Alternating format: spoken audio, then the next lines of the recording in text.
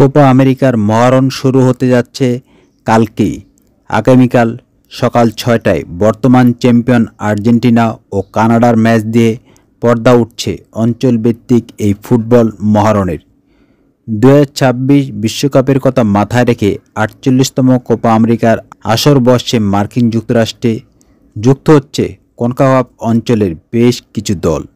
সব মিলিয়ে ১৬ দল নিয়ে হবে এই টুর্নামেন্ট, যেখানে এই গ্রুপের গ্রুপ অফ ডেতে পড়েছে আর্জেন্টিনা।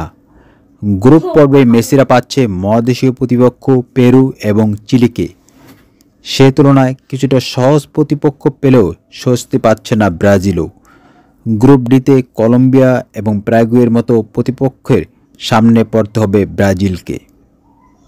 অপরদিকে ৩ জনকে বাদ দিয়ে আর্জেন্টিনার কোপা স্কোয়াড ঘোষণা করেছে বিশ্বকাপ জয়ী কোচ লিওনেল স্কালোনি। মে মাসের মাঝামাঝিতে কোপা আমেরিকার প্রাথমিক দল ঘোষণা করেছিল আর্জেন্টিনা। দুটি প্রীতি ম্যাচ শেষে সেই দল থেকে ৩ জনকে বাদ দিয়ে স্কোয়াড চূড়ান্ত করেছে স্কালোনি।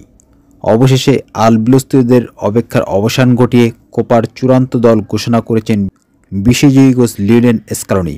প্রাথমিক দল থেকে বাদ পড়েছেন লিও বালের্দি, ভ্যালেন্টিন বার্কো ও অ্যাঞ্জেল কোরেয়া।